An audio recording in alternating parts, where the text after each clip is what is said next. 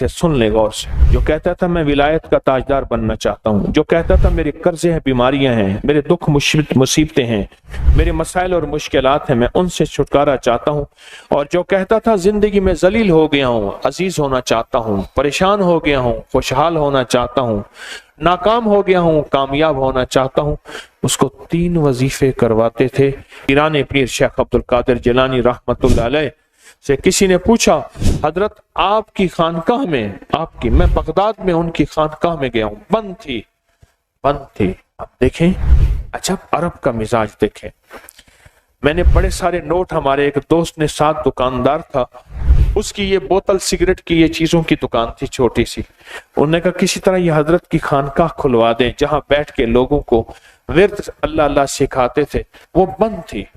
اس نے نا کوشش کی، اندر سے بندوں نے خانقاہ کھولی تو اس نے وہ پیسے دیے، اور پیسے نوٹ بھی بڑے نوٹ تھے، انہوں نے کہا نا ہذا حرام، میں نہیں لیتا، اس نے نہیں لیے۔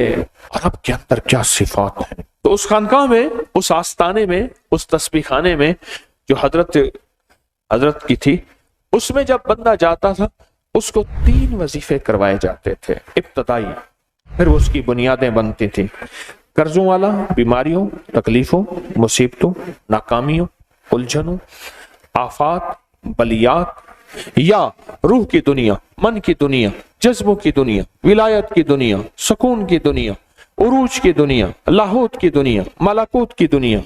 اگر کوئی بندہ چاہتا تھا اس کو درود پاک کا وظیفہ، اس کو سورۃ فاتحہ کا وظیفہ، ایاک نعبد و ایاک نستعین، اور اس کو یا لطیف و یا ودود کا وظیفہ کروایا جاتا تھا۔ کیوں؟ ان سب وظائف میں اللہ اس کے حبیب کی عظمت ہے، ان سب وظائف میں اللہ اس کے حبیب کے نام کی برکت ہے، ان سب وظائف میں اللہ اس کے حبیب کے نام کی روح اور روحانیت ہے۔ میرے پاس ایک صاحب آئے، مجھ سے کہنے لگے کہ میں ایک عمل کا عامل ہوں، لوگوں کو الرجی ہو جاتی ہے، پھوڑے پھنسیاں ہو جاتے ہیں، میں دم کرتا ہوں وہ ٹھیک ہو جاتے ہیں، کسی کو سانپ کاٹ جائے میں دم کرتا ہوں ٹھیک ہو جاتا ہے، بچھو، بھیڑ، کوئی زہریلی چیز کھاٹ جائے میں دم کرتا ہوں لوگ ٹھیک ہو جاتے ہیں، میں دم کرتا ہوں لوگ ٹھیک ہو جاتے ہیں۔ کہا کہ میرے پاس ایک خاص عمل ہے، میرے پاس ایک خاص عمل ہے، اور میں یہ کرتا ہوں لوگ ٹھیک ہو جاتے ہیں۔ اور کہا میرے پاس یہ عمل ایک چیز کا آزمودہ ہے، میرے پاس کوئی جادو کا ڈسا ہوا ایسا بندہ ہے جس کو چیلنج سے کہہ دیا ہو کہ تجھ پہ جادو ہے، اور دوسرے لفظوں میں، یہ لفظ میں خود کہہ رہا ہوں کہ تیرے اوپر خنزیر کا جادو ہے، کتے کا جادو ہے، کھوپڑی کا جادو ہے، بندر کی کھوپڑی کا جادو ہے۔ مجھے بندہ کہنے لگا کہ کوئی جادو کالے سے کالا، خطرناک سے خطرناک بندش ہو، میں اس عمل کو کر کے دیتا ہوں لوگ ٹھیک ہو جاتے ہیں۔ کہا بندھے ہوئے، زنجیروں میں الجھے ہوئے، بندشوں کے مارے ہوئے ٹھیک کرتا ہوں۔ کہا کہ میں چاہتا ہوں وہ ورد میں آپ کو دے دوں، آپ لوگوں سے نہیں چھپاتے، تو میں کہتا ہوں میں بھی آپ سے نہ چھپاؤں، میں کہ تیری مہربانی ہے دے دے۔ اور میں آپ سے بھی عرض کروں گا، آپ کا کوئی آزمودہ عمل ہے، خواتین بھی، مستورات بھی، آپ بھی، کوئی نقش ہے، کوئی تعویذ ہے، کسی مقصد کے لیے آزمایا ہے، ضرور لکھیں، اس کے فائدے وضاحت سے لکھیں، اس کی ترتیب وضاحت سے لکھیں، کوئی ٹوٹکا آزمایا ہے ضرور لکھیں، انسانیت کو نفع ہوتا ہے۔ تو میں نے کہا بتا دیں مجھ سے کہنے لگا کہ میں نے درود ابراہیمی کا چلہ کیا ہوا ہے، میں نے درود ابراہیمی کا چلہ کیا ہوا ہے، میں ان سب مقاصد کے لیے درود ابراہیمی پڑھتا ہوں، اور میں درود ابراہیمی پڑھتا ہوں اور پڑھ کے کسی کو دم کر دیتا ہوں، کسی پہ تھتکار دیتا ہوں، کسی پہ کیا کرتا ہوں، بس میرے پاس درود ابراہیمی ہے اور میں درود ابراہیمی سے سارے کام لیتا ہوں۔ کہا کہ یہاں تک کہ میں سفر میں جاتا ہوں اور میری چاہت ہوتی ہے کہ میں یہ کھانے کو مجھے ملے، یہ پینے کو ملے، مجھے اس طرح کی رہائش ملے، اس طرح، کہا درود ابراہیمی پڑھتا ہوں مجھے یقین ہے، اور ویسے ہو جاتا ہے۔ سوچیں جس درود ابراہیمی کو نماز میں میرے کملی والے نے اس کا انتخاب کیا ہے، وہ کوئی چیز آخر ہوگی نا، سوچیں تو اسے، آخر وہ کوئی چیز ہے صحیح، ایسے تو نہیں ہے۔ وہ چیز ہے، ایسے تو نہیں ہے۔ کہا کہ میرے پاس درود ابراہیمی ہے، میرے پاس درود ابراہیمی، اور میں لوگوں کا اس سے علاج کرتا ہوں اور لوگ ٹھیک ہوتے ہیں، ان کے مسئلے حل ہوتے ہیں، ان کی بندش جادو ٹوٹ جاتے ہیں۔ تو میں تو چاہتا ہوں کہ آج ہم یہ درود ابراہیمی کا عمل کریں، انشاءاللہ یہ تاثیر بھی مل جائے گی، اور ساتھ جو برکت کی چاہت ہے کہ اللہ کبھی مجھ سے برکت نہ چھیننا۔ ایسا نہ ہو میں یا میری نسلیں ٹکڑے ٹکڑے، دانے دانے، قطرے قطرے کے محتاج بن جائیں۔ اللہ مجھ سے کبھی برکت نہ چھینا، ایسا نہ ہو کہ میں ٹھوکریں کھاؤں در در کی۔ اے سخی آقا مجھ سے برکت نہ چھیننا کہ میرے اندر بس سب کچھ ختم ہو جائے اور میں دنیا کے سامنے ذلیل بن جاؤں اور لوگ مجھ پہ ہنسیں۔ اللہ مجھ سے برکت نہ چھیننا اور میری نسلوں سے برکت نہ چھیننا۔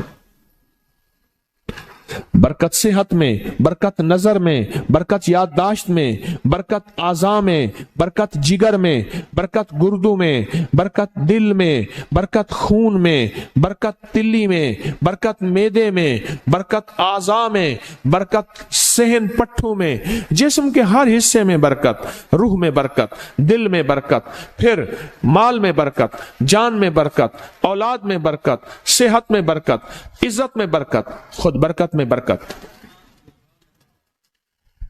کہ یہ برکت مجھ سے نہ چھنے اور مجھ سے نہ چھنے اور میری نسلوں سے نہ چھنے، اور اللہ پاک حلال طیب طاہر یہ برکت مجھے اور میری نسلوں کو دیتا رہے۔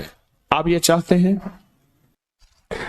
میں ایک سفر سے واپس آیا، ایئرپورٹ سے مجھے بندے نے اٹھایا، یہاں لاہور میں ایک جگہ ٹاؤن شپ ہے، ایک سوسائٹی ہے، وہاں ایک گھر میں لے گئے۔ اس گھر میں جب گیا تو ایک صاحب بیٹھے ہوئے تھے، دو ٹوٹی پھوٹی کرسیاں، ایک کہا کہ میں نے ان کو اپنے گھر میں جگہ دی ہوئی ہے، اور انہوں نے کہا میرا نام یہ ہے، میرے پاس ایک جہاز سیسنے ہوتا تھا اور میرا سکہ چلتا تھا اور میرے پاس دولت اور مال تھی اور مجھ سے برکت روٹ گئی۔ اللہم بارک علی محمد، یہ دیکھیں وعلی آل محمد، اللہ برکت عطا فرما محمد پہ، اللہ ان کے تذکروں میں برکت دے، اللہ ان کے ناموں میں برکت دے، اللہ ان کے جذبوں میں برکت دے، ان کے سننے میں برکت دے، ان کے سوچنے میں برکت ملتی ہے، ان کو دیکھنے سے برکت ملتی ہے، ان کے تذکروں سے برکت ملتی ہے، ان کے لکھنے سے برکت ملتی ہے، ان کے تذکرے مل بیٹھ کے جو ابھی ہم کریں گے اس سے برکت ملتی ہے۔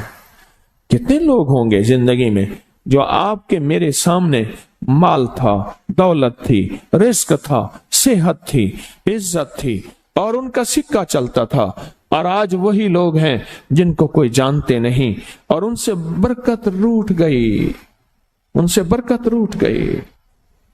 امام محمد باقر فرماتے ہیں جب میرے والد کا وصال ہوا، ان کا والد کا وصال ہوا تھا محرم کے دوسرے عشرے میں، سن 94 ہجری، اور محرم کے دوسرے عشرے میں وصال ہوا تھا۔ فرمایا اگلے محرم میں لوگ جمع ہوئے اور مجھے بھی علم تھا کہ لوگ جمع ہوں گے اور ہمارے گھر میں درود پاک پڑھا جائے گا۔ تو فرماتے ہیں میں نے اس کا اہتمام کیا اور ایک بات پہ رویا، اس دفعہ میرے والد یہاں نہیں، اور کہا کہ رویا، اور پھر میں نے درود پاک پڑھا اور اس درد، اس کیفیت، اس جذبے کے ساتھ فرمایا درود پڑھا، اور سب نے مل کے درود ابراہیمی پڑھا اور بہت زیادہ پڑھا، اور سب نے مجھے استدعا کی کہ آج آپ کے والد نہیں ہیں، اس دفعہ آپ دعا فرمائیں، اور فرمایا پھر دعا کی۔ اس میں قرض کے پریشان بھی تھے جن کے قرضے تھے، کوئی ایسے تھے جن کی اولاد نہیں تھی، جو ایسے تھے جن کا کاروبار یا فقر تھا، جن کے پاس غربت اور تنگ دستی تھی، کوئی ایسے بھی تھے جن کے اوپر حالات، مسائل، مشکلات، ان حالات، مسائل، مشکلات میں جادو بھی ہے، بندش بھی ہے، بیماریاں بھی ہیں، گھریلو مسئلے بھی ہیں، جھگڑے بھی ہیں، الجھنیں بھی ہیں، مقدمات بھی ہیں، ان حالات اور مسائل میں ناکامیاں، پریشانیاں، یہ ساری چیزیں لوگ جمع ہو جاتے ہیں، اور فرمایا کہ وہ خوشحال ہو جاتے ہیں۔ ایک واقعہ امام محمد باقر نے فرمایا، आशूरा की शाम थी, हमने मिल बैठ के दरूद इब्राहिमी पढ़ा जिसमें हमारे प्यारों का तस्करा और हमारे आबा का तस्करा, और फरमाया दरूद इब्राहिमी पढ़ा। एक शख्स बिल्कुल मुफलिस था और वो यमन की किसी बस्ती से आया था। आशूरा के दिन कितने दिन का सफर करके आया था, उसकी कमजोर सी ऊँटनी थी, उसके पास भी खाने को नहीं था, उसकी ऊँटनी के पास भी खाने को कुछ नहीं था। वो आया और आके दुआ में शामिल हुआ और हमारे साथ बैठ के दरूद इब्राहिमी पढ़ता रहा। कहा वो बद्दू था, उसे दरूद इब्राहिमी सही पढ़ना भी नहीं आता था। हम देहाती कहते हैं, अरब में उसको देहात में रहने वालों को बद्दू कहते हैं। उसको पढ़ना ही नहीं आता था और कहा हमारे अमल में शामिल हुआ। आइंदा साल जब आया तो उसके साथ 7 ऊंट थे और हर ऊंट के ऊपर खुशहाली के असरात थे और वो खुद खुशहाल था, उसके बेटे साथ थे और हमारे लिए बहुत तोशे लाया और हदिये लाया और कहने लगा कि मैंने यहां से जाने के बाद वहां ऊंटों का काम किया, ऊंट एक लिया उसको बेचा, बस उसमें बरकत के खजाने मुझे ये मिले और आज मेरे पास खुशहाली है। अल्लाहुम्मा बारिक अला मुहम्मद। हाँ, ये उसका तर्जमा है, वाला आले मुहम्मद। जो बरकत मिली थी मोहम्मद आले मोहम्मद को, उसमें से आज हमने हिस्सा लेना है। जो बरकत मिली थी और जिस बरकत को हर नमाज में हम पढ़ रहे हैं, कभी ख्याल ही नहीं किया। सारी जिंदगी नमाज पढ़ते पढ़ते, सारी जिंदगी अत्तहियात पढ़ते पढ़ते हो गई कि हम ये दरूद पढ़ क्या रहे हैं और इस दरूद में किन हस्तियों का तज़किरा है, ख्याल ही नहीं किया। आज तक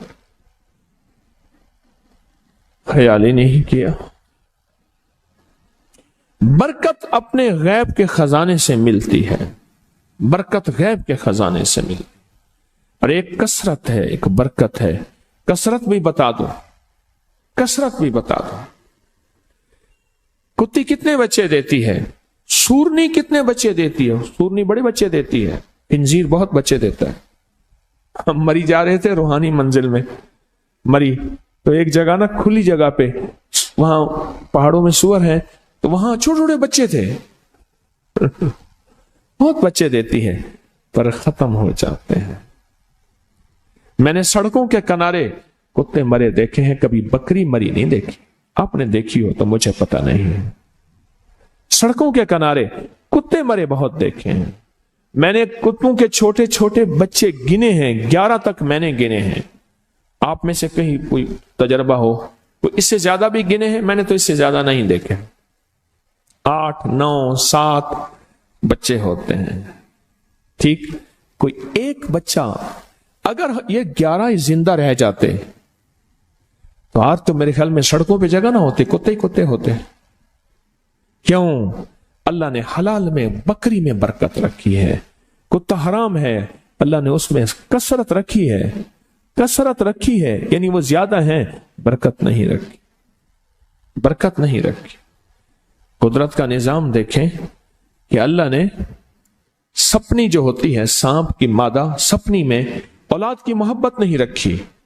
जो बच्चा पैदा होता है उसको खुद खा जाती है, जो बच्चा पैदा होता है उसको खुद खा जाती है, और जो इधर उधर भाग के निकल जाता है वो सांप बन जाता है। अगर वो खुद ना खाती तो यहां तो चूंटियों की तरह सांप होते। दिल में मोहब्बत अल्लाह ने रखी है। सांप की सपनी के अंदर से मोहब्बत निकाल दे, अल्लाह ही दिलों में मोहब्बत डालता है। और मोहब्बत डाल दे मां के दिल में, हालांकि वो भी मां है, पर उसके दिल में अल्लाह ने औलाद की मोहब्बत नहीं डाली।